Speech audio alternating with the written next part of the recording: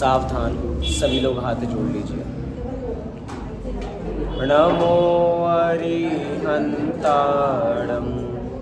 नमो सेत्थाणं, नमो आयरियाणं,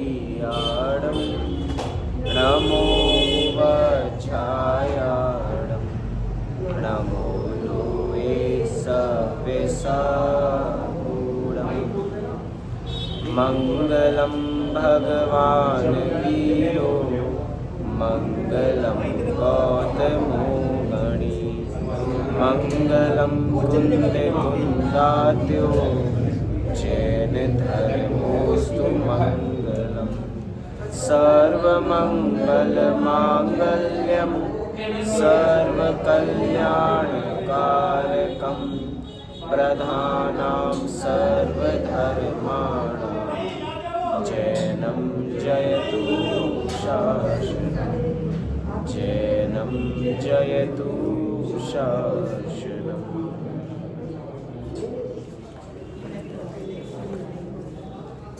आचार्य कल पंडित टोडरमल जी द्वारा विरचित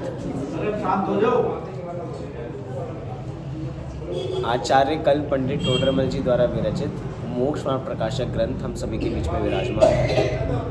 वैसे सभी मोक्ष मार्ग प्रकाशक के जितने विषय हैं वो हम सभी पढ़ चुके हैं, लेकिन बस पढ़ चुके हैं इसकी वजह से हमें आज तक मोक्ष मार्ग का प्रकाश नहीं मिला। अब जो जैसी भी सुविधा है बस बैठ जाइए और बहुत शांति अपने में बना के रखिए, आवाज़ सबको बराबर पहुंचेगी। जिसको ना आए वो थोड़ा थोड़ा एक एक स्टेप आगे आ जाए। मोक्ष मार्ग प्रकाशक पंडित जी ने लिखा था कि मैं मोक्ष मार्ग का प्रकाशन करूंगा, लेकिन वो कब हो पाएगा जब जीव का मिथ्यात्व टूटेगा। तो पंडित टोडरमल जी ने मिथ्यात्व पर 2 गुनी ताकत से वार किया कि किसी तरह हमारा मिथ्यात्व टूटे। तो पंडित टोडरमल जी ने 4थे अधिकार के अंदर और 7वें अधिकार के अंदर इसका विषय प्रस्तुत किया कि किसी भी तरीके से जीव का मिथ्यात्व गलना चाहिए। 4थे अधिकार में पंडित टोडरमल जी ने अग्रहित मिथ्यात्व पर चोट की। वो अग्रहित मिथ्यात्व जो हमारा अनादिकाल से चला आ रहा है, जिसके अंदर हमने कुछ नया नहीं किया, जो आ रहा है बस वही चला आ रहा है। लेकिन पंडित टोडरमल जी ने जो उनकी मौलिक विशेषता है, जो हमें ग्रंथों में भी अलग से देखने को नहीं मिलेगी, वो उनकी मौलिक विशेषता निकली 7वें अधिकार के अंदर, जहाँ उन्होंने मिथ्यात्व की तो चर्चा की, लेकिन वो मिथ्यात्व की चर्चा की उसमें भी ग्रहित मिथ्यात्व, और वो ग्रहित मिथ्यात्व जो मात्र जैनियों के अंदर पाया जाता है। कौन सा मिथ्यात्व? जो मात्र बस जैनियों में पाया जाता है। मतलब पंडित टोडरमल जी से कोई प्रश्न पूछे कि आपने इतना जैनियों को स्पेसिफिक होके क्यों लिखा, क्योंकि कह रहे भैया मैं अजैनियों की बात नहीं करनी, अजैनियों की जो बात थी वो कॉमन आप सब जानते हो। हम दिक्कत ये है कि हम सब इतना पढ़कर भी, इतना स्वाध्याय करके भी हमारी भूल कहाँ रह जाती है, उसकी चर्चा इस ग्रंथ में 7वें अधिकार में पंडित टोडरमल जी ने की, जिसमें आज हम एक विषय देखेंगे, सम्यक दर्शन का अन्यथा रूप। 221 नंबर पृष्ठ है। तो जो है ग्रहित मिथ्यात्व बताया, ग्रहित मिथ्यात्व बताया 7वें अधिकार में ग्रहित मिथ्यात्व। तो ग्रहित तो चलो है ही सब क्या, अरे ग्रहित तो है ही सब क्या, सब चाहिए। दोनों में तो आपने सही यही कह दिया, अग्रहित भी है ग्रहित भी है, दोनों ही है।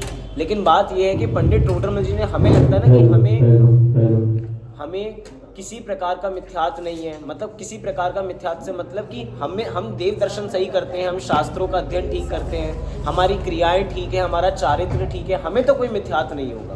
हम तो कुछ लोग मानने ना है ग्रहित नहीं हमें। अरे अग्रहित की बात अभी नहीं कर रहे हैं, अभी ग्रहित की बात। नहीं ग्रहित की ना करो, है ग्रहित की करो, ग्रहित की भी करो और है ग्रहित की भी करो। चलो है ग्रहित तो है, हाँ ग्रहित की बात करो, विषय ग्रहित भी है सबके ही। अरे विषय मैं चला रहा हूँ ना, चलाने दो जो विषय चला रहे हैं अभी। क्या ले क्या नहीं ले अभी रुको तो। वापसी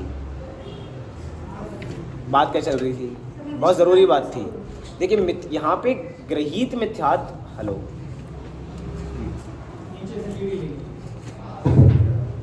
हेलो बोलो, हेलो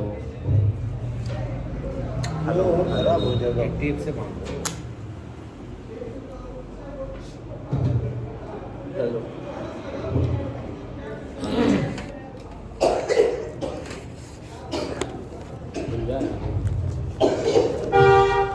हेलो हेलो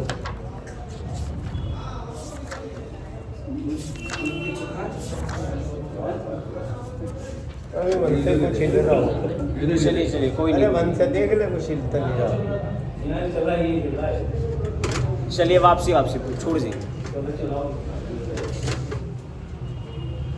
दीजिए, छोड़ दीजिए, रख दो सब।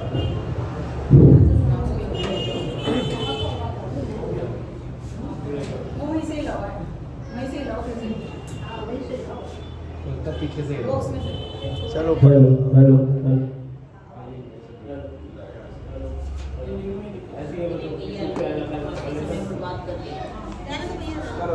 चलो भूल जाओ वापसी विषय पे आ जाइए। चलो विषय अपना चल रहा है ग्रहीत मिथ्यात्व। जो ग्रहीत मिथ्यात्व के अंदर हम विषय ले रहे हैं जो मात्र जैनियों के मिथ्यात्व रह जाता है। ऐसा क्यों कह रहे हैं कि बस जैनियों के मिथ्यात्व रह जाता है? क्योंकि हम सबको सम्यक दर्शन प्राप्त करना है।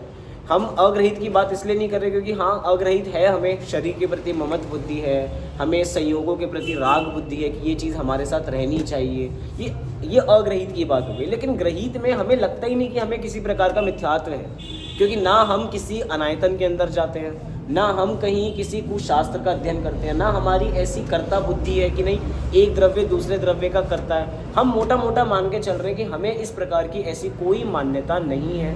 उसके बावजूद भी हमें मिथ्यात्व रह जाता है। तो पंडित टोडरमल जी ने वही उसी सूक्ष्म चीज़ को पकड़ा कि हम सभी को सम्यक दर्शन प्राप्त करना है, लेकिन उस सम्यक दर्शन को प्राप्त करने में बाधक क्या है? तो पंडित जी ने उसका अन्यथा रूप लिखा कि हम सभी ने सम्यक दर्शन जो मान रखा है वो हमारी मान्यता में कहीं ना कहीं उसका अन्यथा रूप है, जिसकी चर्चा हमें इस विषय से प्रारंभ करनी है। पेज नंबर 221 सभी ने निकाला। ऊपर हेडिंग दी गई है धर्म बुद्धि से धर्म धारक व्यवहाराभासी। पंडित टोडरमल जी ने इस पर बहुत विस्तार किया है कि एक पंडित जी ने व्यवहाराभासी के बारे में लिखा, निश्चयाभासी के बारे में लिखा। ये भी विषय पंडित जी की मौलिक विशेषताएं हैं, ऐसा नहीं है पहले ग्रंथों में नहीं थी। पुरुषार्थ सिद्धि उपाय में भी आप जाओगे तो ये विषय आपको देखने को मिलेंगे कि निश्चयाभासी कौन है, व्यवहाराभासी कौन है। लेकिन इसकी जितनी विस्तार पंडित टोडरमल जी ने किया है वो उनकी स्वयं की मौलिकता है। वही मौलिक विचार हम यहाँ से पढ़ना प्रारंभ करते हैं। तथा मिला शब्द तथा कितने ही धर्म बुद्धि से धर्म साधते हैं, परंतु निश्चय धर्म को नहीं जानते, इसीलिए अभूतार्थ रूप धर्म को साधते हैं। यहाँ कितने ही में कौन कौन आ गया? कितने ही, ये कितने ही में हम सब आ गए। कितने ही में कहीं ना कहीं क्या? अरे अभी जो करंट में जिसकी बात चल रही है तो हम सब ऐसी मान के चलेंगे तभी तो भूल हटेगी हमारी। कोई निश्चय का पक्ष पकड़ के बैठा है, कोई व्यवहार का पक्ष पकड़ के बैठा है। वापसी चलो सुनो, बहुत चर्चा है। तथा कितने ही धर्म बुद्धि से धर्म साधते हैं। कितने ही के अंदर मान के चलिए कि हम सभी उन्हीं कितने लोगों में हैं जो धर्म बुद्धि से धर्म साधते हैं। तो भैया सही बात है ना, धर्म साधने के लिए कौन सी बुद्धि चाहिए? धर्म की बुद्धि चाहिए, होनी ही चाहिए, कोई अधर्म बुद्धि थोड़ी चाहिए। लेकिन पंडित टोडरमल जी कह रहे हैं कि वो धर्म दो प्रकार का कर दिया। एक इन्होंने कर दिया निश्चय धर्म, और एक वो धर्म जिसको हम धर्म मानते हैं लेकिन वो धर्म है नहीं। इसलिए पंडित टोडरमल जी ने परंतु के बाद भेद लिखा, निश्चय धर्म को नहीं जानते, इसीलिए अभूतार्थ रूप धर्म को साधते हैं। और वो अभूतार्थ रूप धर्म ही हमने निश्चय धर्म की संज्ञा मान के कि यही सच्चा है, ऐसा उसको प्रैक्टिस उसकी कर रहे हैं। पढ़ेंगे इसका और विस्तार देखेंगे। वहाँ व्यवहार सम्यक दर्शन ज्ञान चारित्र को मोक्ष मार्ग जानकर उसका साधन करते हैं। निश्चय धर्म को नहीं जानते, इसीलिए व्यवहार मोक्ष मार्ग या व्यवहार सम्यक दर्शन ज्ञान चारित्र को ही सही मानकर कि यही इसी का नाम क्या है? इसी का नाम धर्म है, और हम जो कर रहे हैं वो बिल्कुल सही है, हम कुछ गलत नहीं कर रहे। एक तरीके से किसी ना किसी एक पक्ष को पकड़कर हम बैठ गए, क्योंकि ऊपर मेन हेडिंग है धर्म बुद्धि से धर्म धारक व्यवहाराभासी। व्यवहाराभासी वो कौन है? जिसको व्यवहार का सही ज्ञान नहीं है और व्यवहार पकड़ के बैठे हैं। व्यवहाराभासी कौन? जिसको व्यवहार का भी ज्ञान नहीं है। निश्चयभासी के अंदर भी जिसको निश्चय का ज्ञान नहीं है लेकिन निश्चय पकड़ के बैठा है। व्यवहाराभासी के अंदर जिसको व्यवहार का भी ज्ञान नहीं है और जिसको एक का ज्ञान नहीं है उसको दूसरे का ज्ञान भी नहीं है। नय बड़ी पैनी चीज़ है। जिसको एक का ज्ञान होगा उसको बाकी नयों का ज्ञान भी सम्यक रूप से होगा ही होगा, क्योंकि नयों के अंदर ही बात है। पहली बात तो नय जो होते हैं ज्ञानियों के ही होते हैं, और जिस ज्ञानी के नय है, नय मतलब कोई वस्तु नहीं है, उसको उस दृष्टिकोण, उसको समझने का दृष्टिकोण ज्ञानी के पास है। जिसका एक वस्तु को देखने का प्रति दृष्टिकोण ठीक होगा उसका दूसरे दृष्टि से भी ठीक ही होगा। क्यों? क्योंकि जिसको एक तरीके से सम्यक तरीके से देखना आता है तो उसको दूसरे तरीके से देखना भी आता है। बात द्रव्यार्थिक न्याय की चल रही है, वो पर्यायार्थिक न्याय पकड़ के बैठा है। हम कई बार जब हम 7 नयों की चर्चा करते हैं, नैगम, संग्रह, व्यवहार, ऋजु, सूत्र इत्यादि 7 नयों की, अक्सर हमारी भूल कहाँ होती है कि हम जिस नय की वर्तमान अपेक्षा बात कर रहे होते हैं हम भूत में चले जाते हैं। बहुत छोटा सा एग्जाम्पल, मैं अभी यहाँ पर कहूँ कि भैया अभी भगवान का जन्म हुआ है, क्या कहा मैंने? भगवान का जन्म हुआ है, तो अभी 2-3 लोग निकल के आ सकते हैं और कह सकते हैं कि भैया भगवान का तो जन्म होता ही नहीं। आपने बात गलत कही है बिल्कुल। अब क्या है, अगर ज्ञानी होगा तो उसको ये अपेक्षा समझ में आएगी कि किस अपेक्षा से बात कही जा रही है। अब बात को कितना ही बढ़ा सकते हैं, नहीं आप गलत कह रहे हो।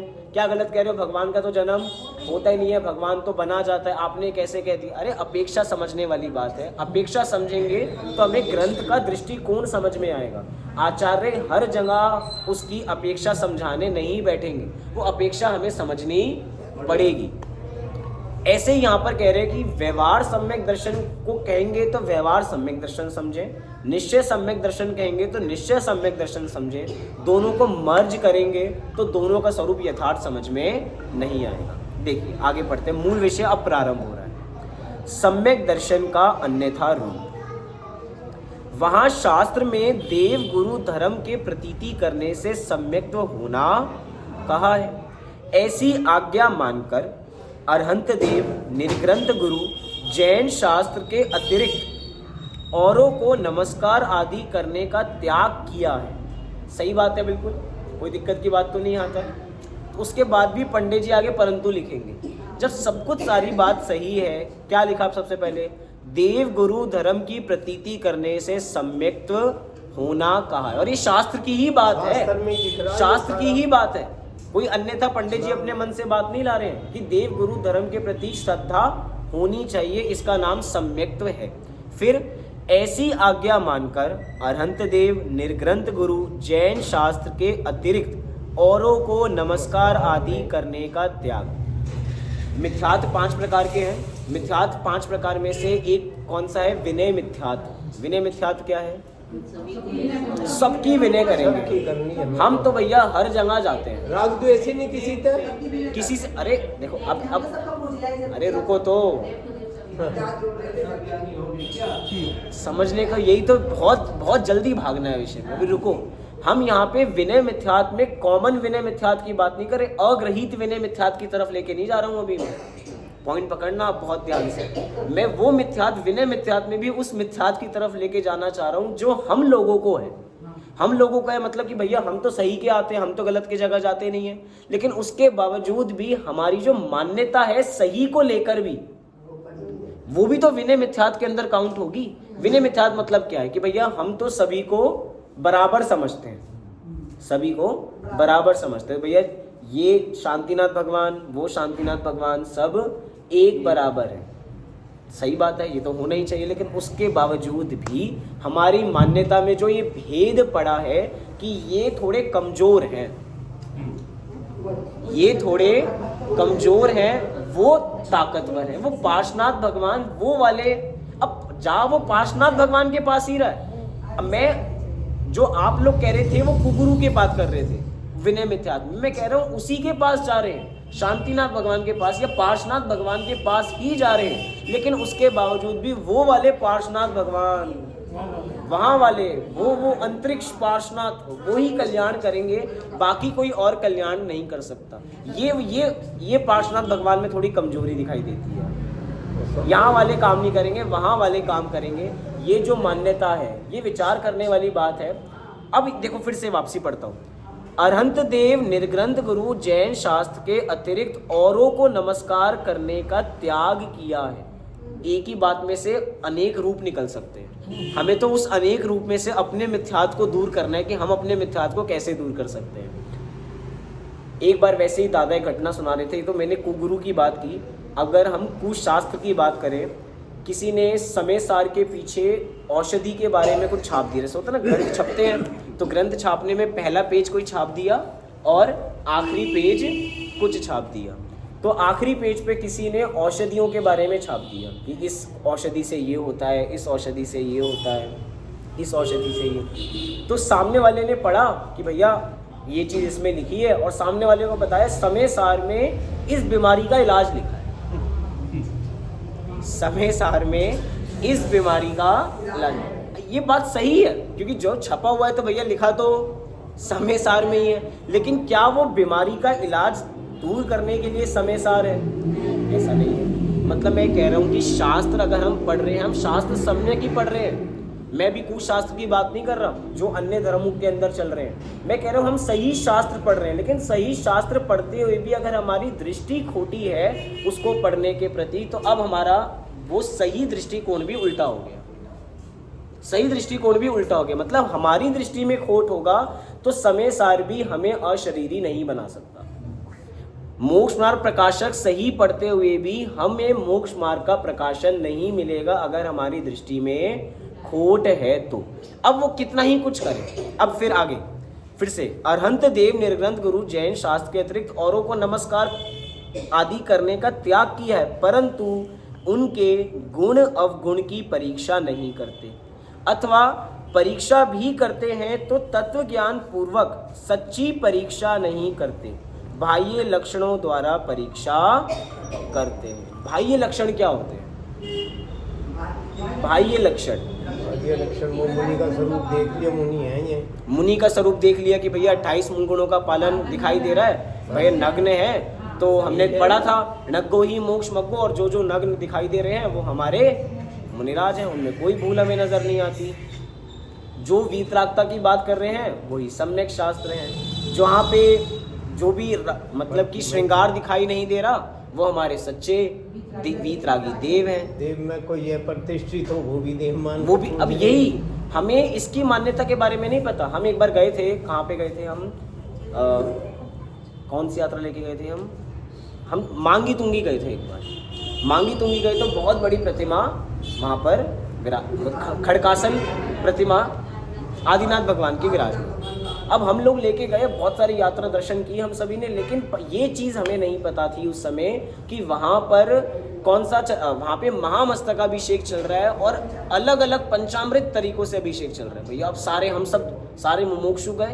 अब वहाँ पे उस समय चीज़ पता लगती है कि भैया इतनी दूर आए हैं, दर्शन तो करेंगे ही करेंगे। अब ये विचार उस समय नहीं करना कि वो पूजने योग्य हैं या नहीं है। वो हमारी यात्रा आधे से ज़्यादा मंदिर के किसी मंदिर के अंदर है, अब इतनी दूर आए हैं, एक बार तो देख लें, चाहे चंदन लगा है लेकिन एक बार तो दर्शन कर ही ले।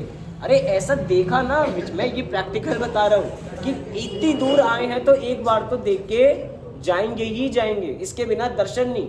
अब विचार करना, छोटी सी चीज़ है लेकिन एक छोटी सी चीज़ हमें कह रही है कि उनके गुण अवगुण की परीक्षा नहीं है कि क्या उनके गुण हैं और क्या उनके अवगुण हैं। अगर ये परीक्षा, तभी यहाँ पे लिखा आज्ञा से, एक शब्द आया था ऊपर,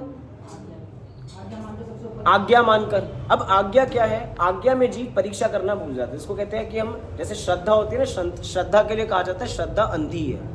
अब श्रद्धा अंधी है तो भैया हम बिना परीक्षा के जो हमें हमारे पूर्वजों ने सिखा दिया वही सही है। जो काम चल रहा है बस करना है, अंधाधुंध करना है, एक बार उसकी परीक्षा नहीं करनी कि वो सही है या गलत है। तो अथवा परीक्षा भी करते हैं, चलो कोई कहे कि भैया नहीं हम परीक्षा भी करते हैं, परीक्षा भी करते हैं तो भी तत्व ज्ञान पूर्वक सच्ची परीक्षा नहीं करते, बाह्य लक्षणों द्वारा परीक्षा करते हैं। बाह्य लक्षण की भैया समोशरण लगा है, रेवती रानी समोशरण लगा है तो भैया बाह्य लक्षण है वो, बाह्य लक्षण। अब विचार करो, हम जैसा कोई हो कि भैया एक बार ऐसी चीज़ देखने जानी, हमारे साथ ऐसा, तो हम जाएं या नहीं जाएंगे? वो क्यूरियोसिटी होगी नहीं होगी हमें? चाहे हमें पता है, सबको पता है ना 25वें तीर्थंकर नहीं होंगे, लेकिन हमें पता लग जाए भैया एक बड़ा स्पेसशिप उतरा है, एक तरीके से अभी के हिसाब से वो समोशन स्पेसशिप हो गया बहुत बड़ा, कि इतनी चीज़ बड़ी सी कोई आई है और वहाँ पे भगवान की दिव्य ध्वनि हो रही है।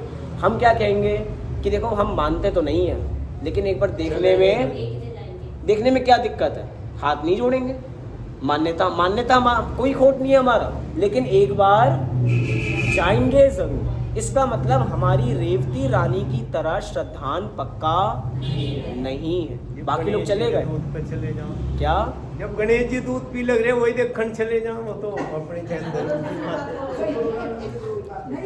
मैं ग्रहित पे किसी तरह टिका रहा हूँ, अब फिर आप ग्रहित के अंदर भी दूसरी चीज़ों में लेके जाए। मैं बस जैन के अंदर जो रह जाता है मैं उसकी बात कर रहा हूँ। मैं इसलिए अजैन में नहीं जाना चाहता, मैं अजैन में नहीं जाना चाहता, मैं बस जैन में ही मिथ्यात क्या रह जाता है कि एक बार तो ये चीज़ देखकर हमें आनी ही आनी है, बस एक बार देखेंगे।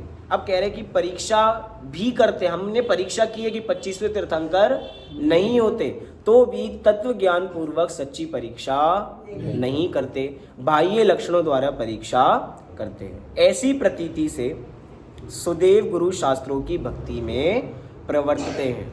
देखो लिखा, सुदेव को गुरु शास्त्रों की भक्ति में प्रवर्तते हैं, और ये भी मिथ्या दृष्टि है।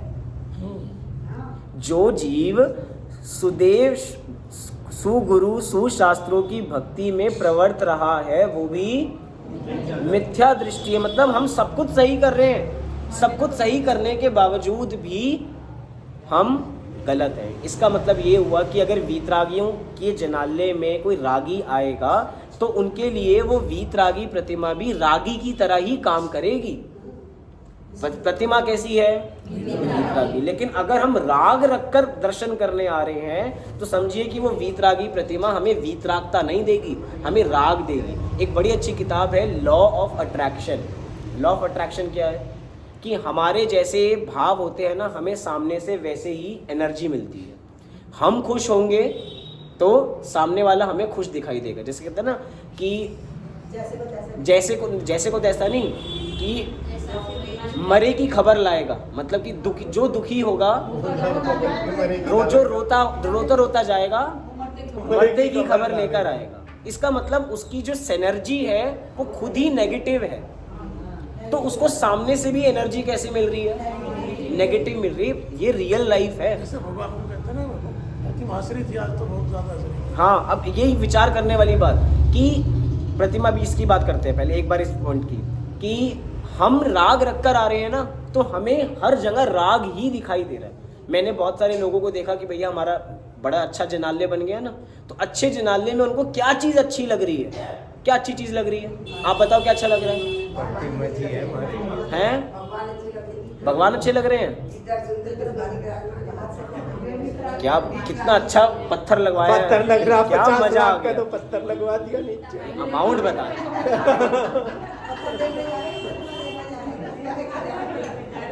सारी बात एक बार में जीरो कर। लोग वहाँ 50, उनको थोड़ी पता है बाहर वालों को 50 लाख का है कौन सा है। उनको ही लग रहा है, वो उनको प्रतिमा नजर नहीं आ रही है। कितना बढ़िया मंदिर और कितनी बढ़िया नक्काशी हुई है, कितनी चीजें सुंदर लग रही हैं। अच्छा ये भी है, ये भी है। अब राग से आ रहे हैं ना, राग से आ रहे हैं राग से आ रहे हैं तो राग ही लेकर जा रहे हैं।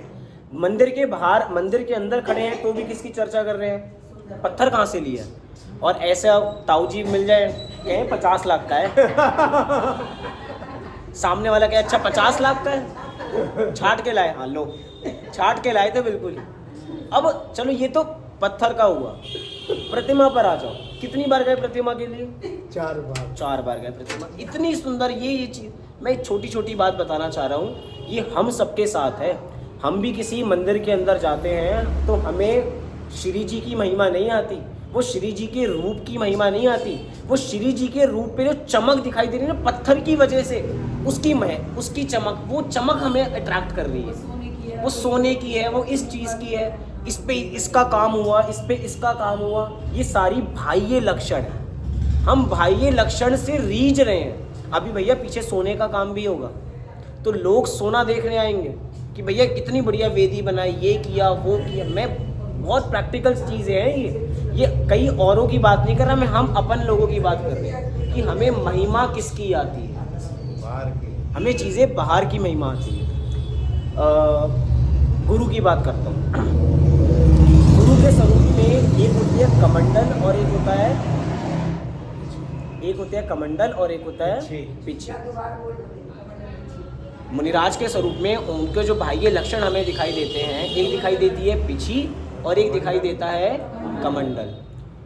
लोग लाइन लगाते हैं इस चीज़ के लिए, जब पिछी परिवर्तन होता है तो उस टाइम पे कि किसको पिछी चाहिए, इस चीज़ के लिए लाइन लगाई जाती है कि मुझे चाहिए, और बोलियां लगती हैं। सब कुछ ठीक है, जो भी बात चल रही है, जो भी चीज़ें चल रही है, लेकिन विचार करो एक बार, अगर हम ग्रंथों के अंदर स्वरूप पढ़े ना पिछी और कमंडल का, सुनो तो, पिछी और कमंडल कभी भी इतने सुंदर होते ही नहीं हैं कि उनको देख के किसी को राग आए।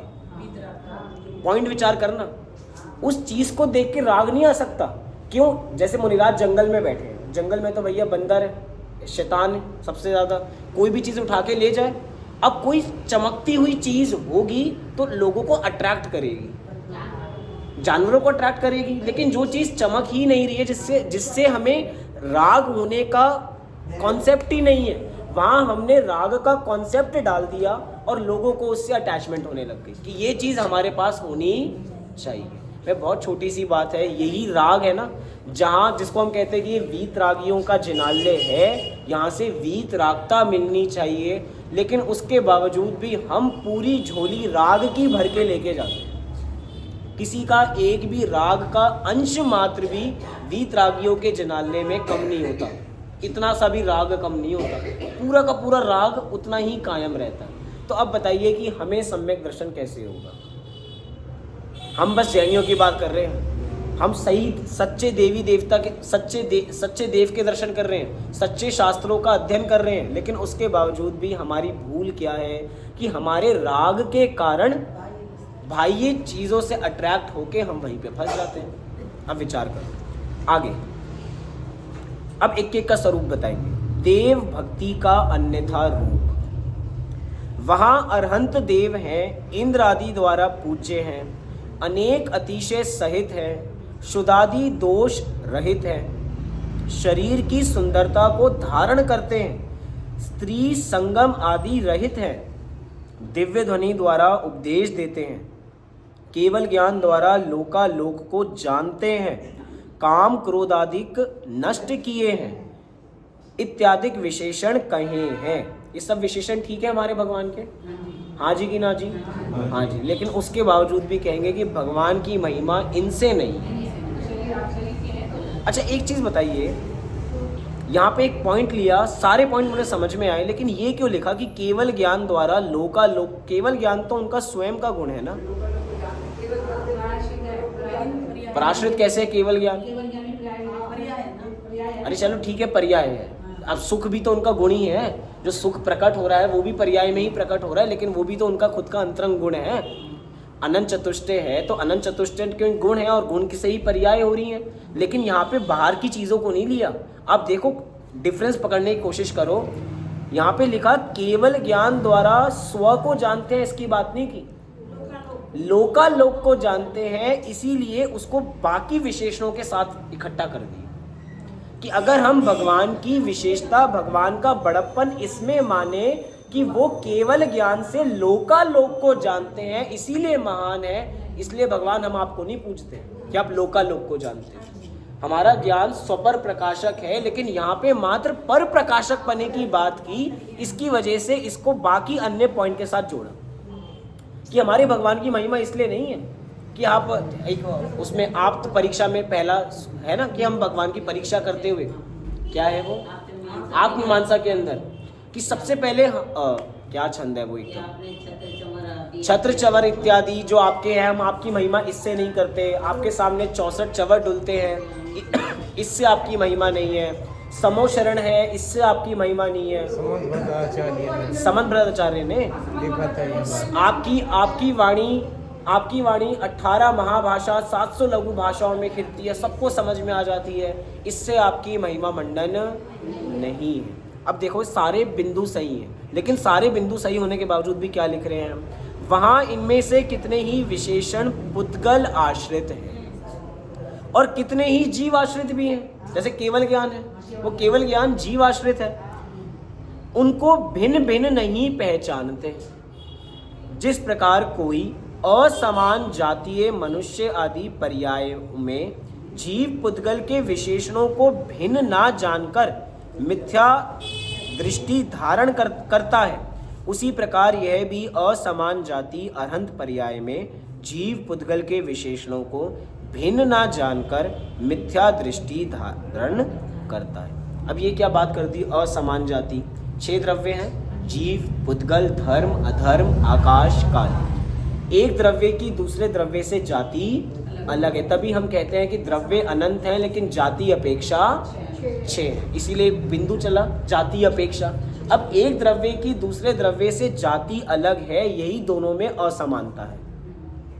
जीव जानना देखने का काम करता है, पुद्गल का काम स्पर्श रस गंध वर्ण का है, तो दोनों की जाति अलग अलग है, तो दोनों अपने अपने में अपोजिट में असमान जाति हैं।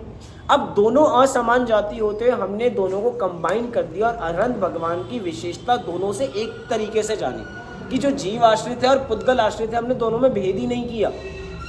अगर केवल ज्ञान की बात कर रहे हैं तो भैया वो केवल ज्ञान उनके जीव आश्रित है, हमने उसको पुद्गल आश्रित विशेषणों से मिला दिया और 2 द्रव्यों की भिन्नता को एक कर दिया कि भैया दोनों एक ही हैं, दोनों में हमें कोई असमानता दिखाई नहीं देती, लेकिन दोनों बिल्कुल असमान है, दोनों की जाति बिल्कुल अलग अलग है। इसलिए कह रहे हैं कि अरहंत पर्याय में जीव पुद्गल के विशेषणों को भिन्न ना जानकर मिथ्या दृष्टि धारण करता है, कि दोनों में किसी प्रकार का कोई भेद नहीं है। आगे, तथा जो बाह्य विशेषण है उन्हें तो जानकर उनके द्वारा अरहंत देव को महंतपना विशेष मानता है, और जो जीव के विशेषण हैं उन्हें यथावत ना जानकर उनके द्वारा अरहंत देव को महंतपना आज्ञा अनुसार मानता है अथवा अन्यथा मानता है। अब देखो दोनों में भेद कर दिया। पहला लिखा कि अरहंत देव को महंतपना विशेष मानता है और जो जीव के विशेषण हैं उन्हें यथावत ना जानकर अपने आज्ञा अनुसार मानता है। दोनों विशेषणों में क्या भेद किया कि जो बाह्य विशेषण है, बाह्य विशेषणों के अंदर जैसे अरहंत भगवान का स्वरूप बताया है, उन बाह्य विशेषणों से भी उनको आज्ञा के अनुसार मानता है, उनकी परीक्षा नहीं करता। हमारे यहाँ एक विषय है, शायद हमने बहुत पहले जब वो उस मंदिर में था, जब वो बना हुआ था, तब हमने एक बार देखा था सर्वज्ञ सिद्धि। याद है किसी को? एक बार हमने बहुत पहले देखी थी, कम से कम 5-6 साल पहले, 5-6 साल से भी ज़्यादा हो गए होंगे। सर्वज्ञ सिद्धि की सर्वज्ञ भगवान है, इसकी हमें आज्ञा से नहीं मानना कि सर्वज्ञ भगवान है, हम इसकी सिद्धि करेंगे, परीक्षा करेंगे कि हाँ सर्वज्ञ भगवान है। कोई मुझे कह रहा है इसलिए मैं मान लूँगा, इसलिए नहीं। तो अब अरहंत भगवान की भी परीक्षा की कि हम बाह्य विशेषणों से, चलो ठीक है, बाह्य विशेषण हम एक बार को आज्ञा से ही स्वीकार कर पाएंगे कि भैया भगवान के चवर डुलाए जाते हैं, अब हम परीक्षा तो नहीं कर सकते इसकी। भामंडल होता है, इसकी हम परीक्षा नहीं कर सकते। पुष्प वृष्टि होते इत्यादि जितने विशेषण बाह्य विशेषण है, हम इनकी परीक्षा नहीं कर सकते। लेकिन क्या हम अरहंत भगवान के गुणों की भी परीक्षा नहीं कर सकते? क्या हम उनके गुणों की परीक्षा नहीं? अरे उनके गुण भी तो मेरे जैसे ही गुण हैं, तो उस चीज की परीक्षा की जा सकती है। तो उसको आज्ञा से स्वीकार नहीं करना। आज्ञा से स्वीकार कर रहे हैं, इसका मतलब हमें उनके स्वरूप के बारे में जानकारी ही नहीं है। मतलब हमने बाह्य लक्षण तो स्वीकार कर लिए और उनके इंटरनल गुण जो वास्तव में उसकी जिसकी परीक्षा की जा सकती थी, हमने उसकी परीक्षा नहीं की। मुनिराज के स्वरूप में देखिए, 28 मूल गुणों का पालन है तो हमने बाहर से देख लिया, लेकिन अंतरंग में मुनिराज कौन है? जिनके 3 कषाय चौकड़ी का अभाव है। ठीक है, वो 3 कषाय चौकड़ी का अभाव हम नहीं देख सकते, हम बाह्य लक्षण ही देख सकते हैं, लेकिन कम से कम वो बाह्य लक्षण भी तो सही पता होने चाहिए हमें। भगवान, अब वापसी, हमें भगवान के बाह्य लक्षण भी यथार्थ नहीं पता कि भगवान के बाह्य लक्षण भी सही क्या हैं। तभी तो रेवती रानी जैसा हो जाता है कि बाकी लोग चले जाते, देवतियाँ नहीं जाती। अगर बाह्य लक्षण पता होते, बाह्य लक्षण पे भी पूर्ण विश्वास होता, तो हम समूह शरण में, हो सकता है हम में से कोई ना कोई तो उस समय में होंगे, हम जैसे भी दौड़ दौड़ के गए होंगे वहाँ पर देखने के लिए, एक बार देख के तो आ ही जाएँ क्या हो रहा है वहाँ पे, एक बार ये जो क्रियोसिटी होती है। अब चले गए बराबर। अब कह रहे हैं कि हमें बाह्य लक्षण का भी विश्वास नहीं है। मैं फिर से पैराग्राफ पढ़ता हूँ। तथा जो बाह्य विशेषण है उन्हें तो जानकर उनके द्वारा अरहंत देव को महंतपना विशेष मानता है, और जो जीव के विशेषण हैं उन्हें यथावत ना जानकर उनके द्वारा अरहंत देव को महंतपना मानता तो है, महंतपना, लेकिन आज्ञा अनुसार मानता है अथवा अन्यथा मानता है। मान भी रहा है तो पहले कह दिया आज्ञा के अनुसार मान रहा है, और दूसरा अन्यथा मान रहा है, क्योंकि यथावत जीव के विशेषण जाने तो मिथ्या दृष्टि ना रहे। अच्छा, किसके विशेषण जाने? विषय चल रहा है देव भक्ति का, अन्यथा रूप, और स्वरूप किसका जानने को कह रहे हैं? जीव का, क्योंकि दोनों के जो अंतरंग गुण हैं वो दोनों समान हैं, अपने से। अब वही बात आगे देखो, बाह्य विशेषणों की परीक्षा नहीं की जा सकती।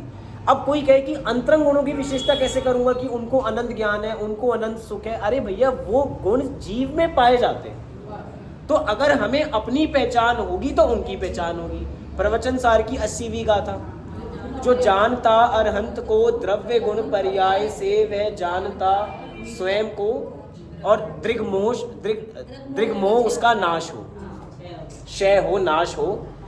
जो मतलब अरहंत भगवान के द्रव्य गुण पर्याय का वही मिलान करेगा जिसको अपने द्रव्य गुण पर्याय उनके समान दिखते हैं, और उसी का मोह क्षय होगा, उसी का मोह नाश को प्राप्त होगा। दीदी की बड़ी एक सुंदर पुस्तक है, कल्पना दीदी की, मोह क्षय का रामबाण उपाय। बहुत छोटी सी पुस्तक है, इतनी सी, गुट के रूप में, पीले कलर की है। उसमें उन्होंने प्रवचन सार की 80वीं गाथा को लेके किताब का नाम दिया मोह क्षय का रामबाण उपाय। इसलिए देखो, देव की भक्ति में भी श्रद्धान किसका कराना है टोडरमल जी?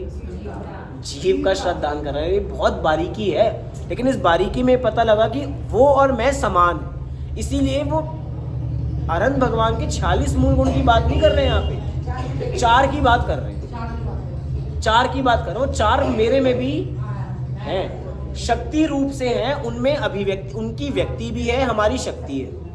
बस शक्ति का मैच कर लो तो समझ लो कि हमें अरहंत भगवान के गुणों का ख्याल है। हमने अरहंत भगवान को आज्ञा से स्वीकार नहीं किया कि आप बड़े हो, हमने उनकी परीक्षा कर ली। अब परीक्षा कैसे करनी है? अपने स्वरूप को जानेंगे तो उनकी परीक्षा ऑटोमेटिक होगी। सोचो, देखो, परीक्षा करने का कॉन्सेप्ट ही बदल दिया। अक्सर परीक्षा दूसरे की जाती है। अरहंत भगवान की परीक्षा है तो भैया आपको परीक्षा कटघरे में उतरना पड़ेगा। यहाँ हमें अरहंत भगवान को कटघरे में नहीं उतारना, यहाँ जीव ही कटघरे में है। जीव ने अपने आप का ही श्रद्धान कर लिया तो ऑटोमेटिक अरहंत का श्रद्धान हो गया। तो ये है असली अरहंत, असली देव का स्वरूप समझना। इसका मतलब अगर हम मात्र आज्ञा से मान रहे हैं अरहंत को महान, इसका मतलब हमें उनका असली स्वरूप पता नहीं है। हम में से कई लोग नमोकार मंत्र पढ़ते हैं, लेकिन नमोकार मंत्र पढ़ते हुए नमो अरिहंताणम का अर्थ क्या है? हम में से मतलब कि जितने भी जैनी हैं, क्योंकि जैनियों की बात कर रहे हैं ना अभी हम, जितने भी जैनी मंदिर में कम से कम रोज 300 लोग तो दर्शन करने आते होंगे, 300 लोग तो दर्शन करने आ ही जाते होंगे। उन 300 लोगों में से सब नमोकार मंत्र पढ़ते होंगे या नहीं पढ़ते होंगे? पढ़ते होंगे। अब जो भी पढ़ रहा है उसको अरहंत के बारे में क्या पता? जो भी पढ़ रहा है, क्या हम कह सकते हैं उसको अरहंत के बारे में पता है कुछ? क्या सबको पता है अरहंत के बारे में?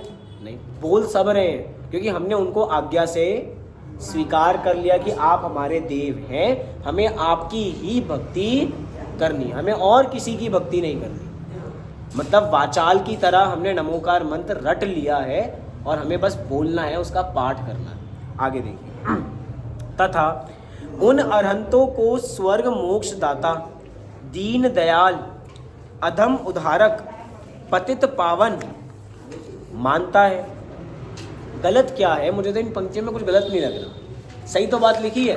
हम भी तो अरहंत को स्वर्ग मोक्ष दाता मानते हैं। दाता से मतलब कि देंगे नहीं, मार्ग दिखाने वाला, दाता का रूप समझो मतलब मार्ग दिखाने वाला कहना चाह रहे हैं पंडित जी।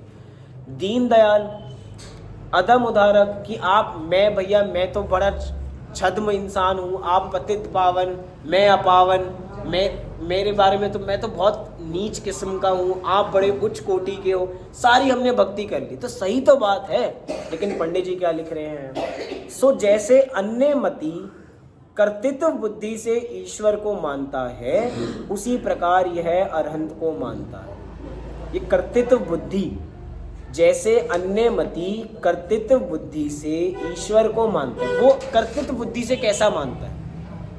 कर्तृत्व बुद्धि कि आप ही करता है। अभी मैं किसी के साथ ऑफिस में बैठा था, अब आखिरी में 1 घंटा चर्चा चल रही थी, 5 से 6 चर्चा चली पूरी एक टॉपिक पे।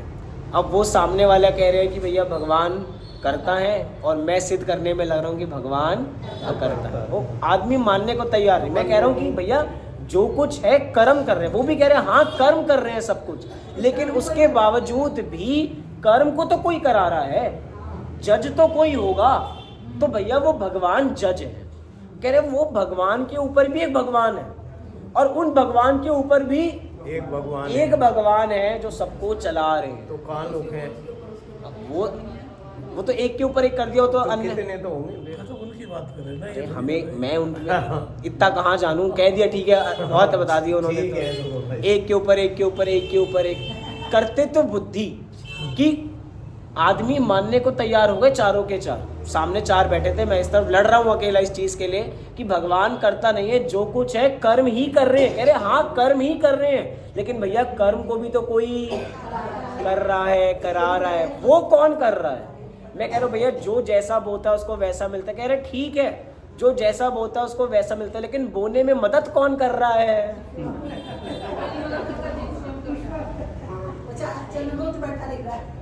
यही सेम एक अगली यही पॉइंट आया, उनमें से एक ने यही बोला कि भैया हमारे यहाँ मान्यता चलती है चंद्रगुप्त की, कि हमारा लेखा जोखा जो कर रहा है वो चंद्रगुप्त कर रहा है, सबका उसके पास पूरी जन्म कुंडली है, सब कुछ ये चीज, मतलब कि जैसा वो कर्तावाद मानते हैं। अब पॉइंट वापसी अपने पे आओ, हमने सबने हंस लिया ना, सबको हंसी आ गई कि जैसे कैसे से हैं, कैसी मान्यता रखते हैं। पंडित जी कह रहे हैं जैनियों की मान्यता भी यही है भगवान को लेकर। अन्यों पे तो हमें बड़ा आनंद आ गया कि उनकी ऐसी बुद्धि, उनकी ऐसी बुद्धि। यहाँ कह रहे हैं हम अपने अरहंत भगवान को भी ऐसा ही करता मानते हैं। जब भी कोई बुरी स्थिति होती है, कोई बेहाल होता है, सबसे पहले किसको याद करते हैं? हे भगवान। मुंह से पहले क्या निकलता है? हे भगवान। मान्यता में हमारे बैठा हुआ है कि भगवान मदद करने वाला नहीं है, तो फिर क्यों निकला हे भगवान? भगवान को हमने क्यों याद किया? नहीं, हम तो हर स्थिति में भगवान को याद करते हैं। हम अच्छे में भी याद करते हैं, हम बुरे में भी याद करते हैं। अच्छी बात है, भगवान को हर स्थिति में याद करना चाहिए, लेकिन किस पर्पस से याद किया जा रहा है? भैया हमने नया घर लिया है, नहीं हमने नया घर लिया है तो एक बार घर लिया तो एक बार विधान कर लेते हैं कि एक बार शांति रहेगी, फिर अच्छी तरह। किसी की मृत्यु हो जाए तो एक बार शांति विधान कर लेते हैं तो थोड़ी शांति रहेगी, शांति आ जाएगी। क्या ये कर्तापन नहीं है? पूरा है ये पूरा का पूरा कर्तापन, और पूरा का पूरा कर्तापन किस पे डाल रखा है? जो अकर्ता है, जो अकर्ता है उसको पूर्ण रूप से कर्ता स्वीकार हम कहीं ना कहीं अपनी मान्यता में कर रहे हैं। चलो ठीक है, मान लिया, हम भगवान को कर्ता नहीं मानते। डॉक्टर को मानते हैं? भगवान को नहीं मानते, डॉक्टर को मानते हैं। अच्छा, कोई दवाई नहीं चल रही ना? मानते हैं। अच्छा, सबसे पहले बीमार होते हैं तो क्या बोलते हैं कि भैया जो कुछ होगा वैसे ही होगा, डॉक्टर के नहीं जाना। सबसे पहले क्या भैया, जो आदमी बीमार होता है ना, 4 लोगों से रिकमेंडेशन लेगा कि इस डॉक्टर के जाऊं, इस डॉक्टर के जाऊं, इसके जाऊंगा। परेशान है आदमी, बार बार 500 का चढ़ावा देके परेशान है कि डॉक्टर ठीक करेगा। वो दुखी हो गया एक एक को चढ़ावा देके, लेकिन उसके बावजूद भी श्रद्धान क्या है? डॉक्टर 4 डॉक्टर को बदल दी। सोचो, डॉक्टरी हमने नहीं की, लेकिन हमने डॉक्टर को फेल कर दिया। कि भैया तेरी दवाई फेल है, तूने डॉक्टरी अपने लिए की होगी लेकिन तू मेरे लिए फेलियर है। हमने दवाई बदल दी लेकिन उसके बावजूद भी हमारा ये श्रद्धान नहीं गया कि दवाई से मैं ठीक नहीं होऊंगा। तो ही तो हमारे विकल्प आया कि भैया एक बार दूसरे को भी एक बार उसकी भी सलाह ले लेते हैं, उसकी भी सलाह ले लेते हैं। चलो कोई सलाह नहीं ले ला तो चलो फ़ोन करके मौसी से पूछ लेते हैं, किसी से पूछ लेते हैं, रिश्तेदारों से पूछ लेते हैं, सबसे पूछेंगे। उसके बावजूद भी श्रद्धान पक्का क्या है कि दवाई से ठीक होंगे, डॉक्टर से ठीक होंगे। तो कर्तापन की बुद्धि तो बैठी है ना। क्या क्यों लिखते हैं मंगलाचरण? कि ग्रंथ निर्विकल्प रूप से पूर्ण हो। क्या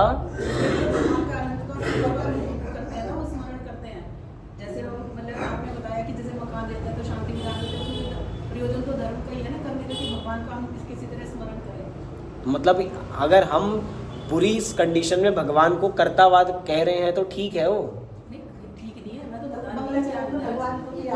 मंगलाचरण में भगवान को क्यों याद किया? अरे देखिए फिर से वही बात, हम हर कंडीशन में भगवान को याद करेंगे क्योंकि हमारे लिए वही सर्वोपरि है। हम बुरी कंडीशन में भी, अच्छी कंडीशन में भी, अपने सुख में भी, अपने दुख में भी किसको याद करेंगे? भगवान को ही याद करेंगे। लेकिन वो याद करने के पीछे का अभिप्राय क्या है? अगर अभिप्राय ये है कि ये करता है, ऐसे कितने ग्रंथ हैं जो मंगलाचरण करके लिखे गए लेकिन पूर्ण नहीं हुए। अरे यही ग्रंथ ले लीजिए, यही ग्रंथ मंगलाचरण लिखा या नहीं लिखा पंडित टोडरमल जी ने? पूर्ण हुआ ये ग्रंथ? क्या ये भी लिख दिया मंगलाचरण क्यों करा? अगला ग्रंथ की पूर्णता ये भी इसमें विषय दिया, ये भी दिया कि दिया। मंगलाचरण क्यों करते हैं, पंडित जी खुद लिख रहे हैं। लेकिन ये चीज श्रद्धान पक्का है कि इसको करने से भी काम, मैं ये नहीं कह रहा डॉक्टर को नहीं दिखाना, मैं ये नहीं कह रहा कि सलाह नहीं लेना, मैं ये नहीं कह रहा सलाह नहीं लेना, सलाह भी ली जाएगी, लेकिन वो श्रद्धान में क्या बैठा हुआ है। मैं अब देखो जो पहले बात लिखी ना, ये अरहंतों को स्वर्ग मोक्ष दाता, दीन दयाल, अदम उद्धारक, पतित पावन, ये हमारे ही शास्त्रों के शब्द हैं, गलत नहीं है ये शब्द। लेकिन इनके प्रति जो मान्यता हमारे मन में बैठी हुई है वो कर्तृत्व बुद्धि अन्य मतियों जैसी है। इसलिए पंडित जी कह रहे हैं कि भैया जैनियों के भी मिथ्यात्व पाया जाता है, कि हम सही को भी सही नहीं मान रहे। ये सब मान रहे हम भी यहाँ। यही अब देखो कितनी बुरी बात है, पंडित टोडरमल जी ने हमारी मान्यता को अन्य मतियों जैसा कंपेयर करके बताया। हमारी मान्यता अन्य मतियों जैसी है, मतलब हम जैन कुल पाकर भी जैन ही नहीं है, क्योंकि हमारी आदतें कैसी हैं, हमारी हरकतें कैसी हैं, जैसी अजैनियों की है वैसी ही हमारी भी है। जैसे हम उनको कर्ता मानते हैं, हम अपने वालों को भी वैसे ही कर्ता मानते हैं। बहुत चीज़ें हैं बराबर। मतलब आप देखो अन्य मतियों के अंदर जो जो चीज़ें चलती है ना, धीरे धीरे हमारे कॉन्सेप्ट के अंदर आ जाती है। जैसे कि नवग्रह, नवग्रह अन्य मत में हुआ करते थे, लेकिन भैया हमारे वाले लोगों को लगा समय के हिसाब से देखते हुए कि भैया हमारे वाले लोग वहाँ जा रहे हैं कि नवग्रहों की पूजा कर रहे हैं, तो हमने नव देवता विधान, वो इतिहास है, मतलब ये नहीं कि बात में अभी ये हमारे शास्त्रों में ही लिखी हुई है। लेकिन मैं बता रहा हूँ काल के हिसाब से परिवर्तन आ जाता है और लोग दूसरों के अनुसार अपने को बदल देते हैं। हमारे शास्त्रों में भी ऐसे तो परिवर्तन हुआ। चाहे हम नव देवता की पूजा कर रहे हैं, नव देवता में हमने जिन मंदिर, शास्त्र, जिन धर्म, इन सबको बना दिया, सही है, कोई गलत नहीं है। लेकिन ये कॉन्सेप्ट कहाँ से आए? इसकी आवश्यकता नहीं थी, इसकी आवश्यकता नहीं है। लेकिन आवश्यकता कब पड़ी? जब हमारे लोग अन्य में जाने लगे। लेकिन विचार कीजिए, ऐसे कितने तरीके हैं जो बाहर में चल रहे हैं, हम बाहर को कॉपी करके अपने में ला रहे हैं, लेकिन उसके बावजूद भी जिन लोगों को जहाँ जाना है वो वहाँ ही जाएंगे, वो वैसे खींचतान करके आने वाले नहीं है। देखिए, जैसे अन्यमति कर्तृत्व बुद्धि से ईश्वर को मानता है, उसी प्रकार यह अरहंत को मानता है। ऐसा नहीं जानता कि फल तो अपने परिणामों का लगता है। अरहंत उनको निमित्त मात्र हैं, इसीलिए उपचार द्वारा वे विशेषण संभव होते हैं। विशेषणों को दिक्कत नहीं की, विशेषण दिए। जब भी सम्यक दर्शन होगा, कौन कराएगा सम्यक दर्शन? देव शास्त्र गुरु ही सम्यक दर्शन कराएंगे। मैं निमित्त शब्द भी नहीं बोलूंगा। वो भी निमित्त ही है। अरे सुनो तो, मैं निमित्त शब्द भी नहीं बोलूंगा। शास्त्रों के अंदर यही शब्द है कि अगर कोई कराएगा तो कौन कराएगा? देव शास्त्र गुरु ही कराएंगे, इसके अलावा और कोई नहीं कराएगा। इसका मतलब वो ये नहीं कहना चाहते कि अब बस मांगने बैठ जाओ कि अब हमें सम्यक दर्शन आप ही दोगे। वो है ना वो भजन की, पार्श्वनाथ भगवान मैंने अपनी नैया आपके ही भरोसे छोड़ दी। ये देखो भजन में कोई दिक्कत नहीं है, अगर इसका पीछे का भाव देखो तो आप ही हो जो मुझे रास्ता दिखाओगे, पीछे का भाव। लेकिन अगर हम वैसा ही उसको मानने लगे, तभी पंडित जी ने 8वां अधिकार लिखा, क्योंकि उनको पता है लोगों को शास्त्र पढ़ते हैं लेकिन शास्त्र पढ़ने नहीं आते। तो शास्त्रों के पढ़ने की शास्त्रों के अर्थ करने की पद्धति, इसलिए 8वां अधिकार लिखा। पढ़ रहे हैं लेकिन पढ़ने के बावजूद भी सही अर्थ निकालना नहीं आता, वो सही अर्थ निकालना आना चाहिए। अरहंत उनका निमित्त मात्र है, इसीलिए उपचार द्वारा वे विशेषण संभव होते हैं। आगे बस एक पैराग्राफ और पढ़ते हैं। अपने परिणाम शुद्ध हुए बिना अरहंत ही स्वर्ग मोक्ष आदि के दाता नहीं है, तथा अरहंत आदि के नाम आदि से स्वान आदि ने स्वर्ग प्राप्त किया, वहां नाम आदि का ही अतिशय मानते हैं। परंतु बिना परिणाम के नाम लेने वाले को भी स्वर्ग की प्राप्ति नहीं होती, तब सुनने वाले को कैसे होगी? कि भैया वो कौन था जिसके नमोकार मंत्र अंत में कुत्ते को सुनाया? जीवंदर कुमार ने किसको सुनाया था? एक कुत्ते को नमोकार मंत्र सुनाया और उनको स्वर्ग की प्राप्ति हो गई। तो भैया स्वर्ग की प्राप्ति कराने में कारण कौन है? नमोकार मंत्र। कुत्ते का शुभ परिणाम है। अरे अभी तो एक निमित्त पे देखो ना, अभी नमोकार मंत्र। अच्छा ठीक है, अभी एक घटना हुई कि भैया एक व्यक्ति जा रहा था और वो गाड़ी से उतरा, हम सब हाय हेलो करते हैं, उसने जय जिनेंद्र बोला और जय जिनेंद्र जैसे ही बोला वो सामने उसकी मृत्यु हो गई। खबर छापने वाले ने छापा कि जय जिनेंद्र बोलने से आदमी की मृत्यु हो गई। अब बताओ किसको कारण मानेंगे बराबर? इसका है जय जिनेंद्र कल टटाल करते हैं तो बोलने की। अब यही बात बहुत छोटी सी चीज है, लेकिन इसको करने से ये होता है। ये गंधोदक की वजह से भी यही हुआ। गंधोदक एक चीज में प्रसिद्ध इसलिए हो गया कि इसको करने से ये होता है। चाहे कहानी में कहीं पे भी कुछ नहीं है, लेकिन ये मान्यता एक के साथ जोड़ दी गई। अब वहां पे जीव को निमित्त नैमित्तिक संबंध नहीं पता, वहां पे उसको उपादान उपादेय संबंध भी नहीं पता, उसको कुछ नहीं पता, लेकिन उसने ये देखा कि इसको करने से ये होता है। अब उसने उस चीज को रूढ़ कर दिया, जिसको जैसे कहा एक नया समभिरूढ़ नय। समभिरूढ़ नय क्या है? एक चीज एक शब्द एक अर्थ के लिए रूढ़ हो गया। अब ऐसे ही हमने मान लिया कई जगह कि ये वस्तु इस चीज के लिए रूढ़ है, इससे यही काम होता है, अन्यथा कोई दूसरा काम हो ही नहीं सकता। गंधोदक तो भैया लोगों के रोग मिटाने के लिए ही है। अब बस हमने मान्यता बना ली बराबर। कुष्ठ रोग तो श्वान आदि को स्वर्ग प्राप्त किया, वहां नाम आदि ही अतिशय मानते हैं, परंतु बिना परिणाम के नाम लेने वाले को भी स्वर्ग की प्राप्ति नहीं होती, तब सुनने वाले को कैसे होगी? जो व्यक्ति मर रहा है, मरते हुए व्यक्ति को हमें पता है थोड़े समय में मर जाएगा, हम उसको नमोकार मंत्र सुना रहे हैं, तो उसको नियम से उसको स्वर्ग की प्राप्ति हो जाएगी। जिस समय दादा का अंत समय चल रहा था, दादा अपने प्रवचनों में अनेक बार कहते थे, वो कह रहे थे कि जब मैं मरने वाला हूँ ना, तो मुझे कोई भी नमोकार मंत्र सुनाने मत आना, क्योंकि मतलब मैंने अपने जीवन के इतने वर्ष लोगों को सुनाने में लगाए हैं, मुझे पता है क्या है, मुझे कोई बताने की आवश्यकता नहीं है। अगर कोई मुझे एक दिखाएगा तो मैं समझ जाऊंगा वो एक आत्मा की बात कर रहा है। मैं ये नहीं समझूंगा कि मुझे एक और प्रवचन करना है, मुझे एक और फैक्ट्री खोलनी है, मुझे एक और कुछ करना है। वो एक से मैं समझ जाऊंगा, ना मुझे समझाने की कोई आवश्यकता है। इसका मतलब कि नहीं उसका हम समाधि अच्छी करा देंगे, उसके समाधि में निमित्त बन जाएंगे। कोई किसी के करने से कुछ नहीं होने वाला, ना कोई किसी का कुछ याद रखेगा। क्योंकि सब कुछ किसके परिणाम से है? सब कुछ हमारे परिणाम से है। जो आयु भी बंधती है वो आयु भी हमारे परिणाम से बंधती है। अगर नमोकार मंत्र से बन रही होती तो सारे के सारे रिलैक्स हो जाओ, जिंदगी भर पाप करो और पाप करने के बाद आखिरी समय में नमोकार मंत्र पढ़ो और कहाँ चले जाओ। लेकिन ऐसा होने वाला नहीं है। सब कुछ डिपेंड किस पे कर रहा है? अपने परिणाम पे डिपेंड कर रहा है।